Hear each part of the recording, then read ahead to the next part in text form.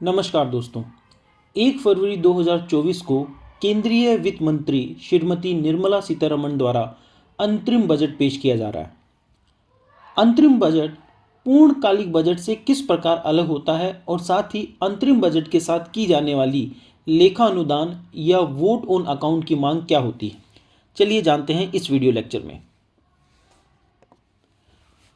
अंतरिम बजट आमतौर पर चुनावी वर्ष में प्रस्तुत किया जाता है और इसका उद्देश्य सरकार को तब तक अपने वित्तीय दायित्वों का प्रबंधन करने में मदद करना है जब तक कि एक नई सरकार का गठन नहीं हो जाता।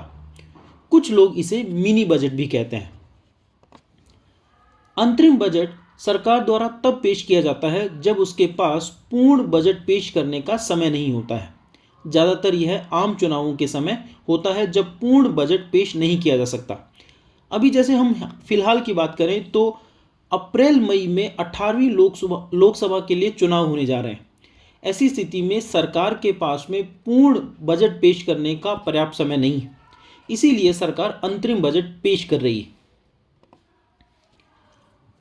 चुनावी साल में अंतरिम बजट पेश किया जाता है क्योंकि चुनाव के बाद नवगठित सरकार पूर्ण बजट पेश करती है।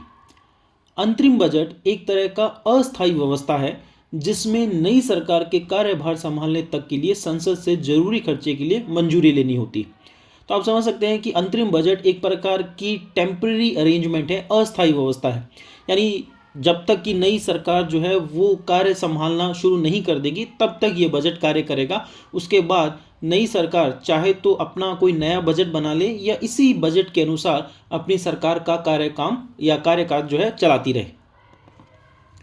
आम चुनावों के नतीजे आने के बाद नई सरकार या तो अनुमानों में बदलाव कर सकती है या अंतरिम बजट में तय अनुमानों का पालन कर सकती है।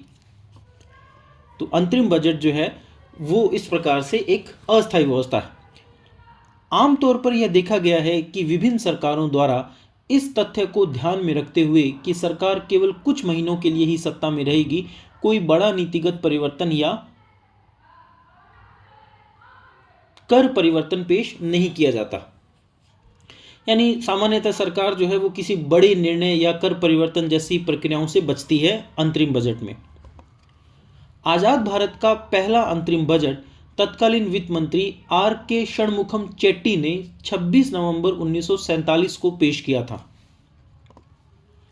अंतरिम बजट 2019 केंद्रीय मंत्री पीयूष गोयल द्वारा प्रस्तुत किया गया था क्योंकि तत्कालीन वित्त मंत्री अरुण जेटली स्वास्थ्य कारणों के कारण अंतरिम बजट पेश करने में असमर्थ थे। अब बात करते हैं कि लेखा अनुदान या वोट ऑन अकाउंट क्या है। लेखा अनुदान, जिसे वोट ऑन अकाउंट के रूप में भी जाना जाता है, अंतरिम बजट के माध्यम से पारित किया जाता है, जिसके द्वारा तत्कालीन सरकार वित्तीय वर्ष के अंत तक अपने प्रशासनिक खर्चों को पूरा करने के लिए भारत की संचित निधि से धन निकालने के लिए संसदीय अनुमोदन चाहती है। इसका मतलब ये है दोस्तों कि जैसे ही सरकार ने अंतरिम बजट पेश किया उसके बाद सरकार लोकसभा के सामने लेखानुदान प्रस्तुत करेगी या जिसे वोट ऑन अकाउंट कहा जाता है। ये लेखानुदान सरकार के जो जरूरी खर्चे हैं उनको पूरा करने के लिए संचित निधि से धन निकालने की एक मांग है और जिसे लोकसभा द्वारा पारित किया जाता है।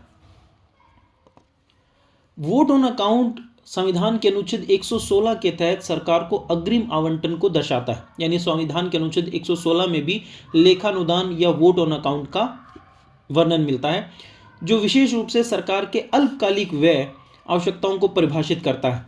यानी सरकार की कुछ महीनों तक की जो खर्चे वगैरह होंगे, जब तक कि नई सरकार क्रियाशील नहीं होगी तब तक सरकार अपने खर्चे जो है वो इस लेखानुदान के माध्यम से पूरा करेगी।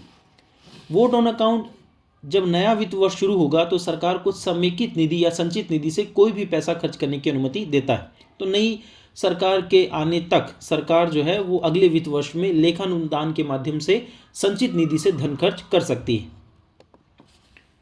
लेखानुदान को एक औपचारिक मामले की तरह माना जाता है, इसलिए इसे संसद के निचले सदन द्वारा बिना किसी चर्चा के पारित किया जा सकता है। तो लेखानुदान पर संसद के निचले सदन यानी लोकसभा में ज़्यादा कोई विचार विमर्श के भी पास किया जा सकता है, क्योंकि संसद को भी पता रहता है कि ये एक प्रकार की व्यवस्था है जो कि कुछ समय के लिए प्रभावी है और जैसे ही नई सरकार अपने प्रभाव में आ जाएगी, उसी टाइम से सरकार जो है वो अपने अनुसार नए बजट का निर्माण कर लेगी या पूर्व निर्धारित बजट के अनुसार ही कार्य करती रहेगी।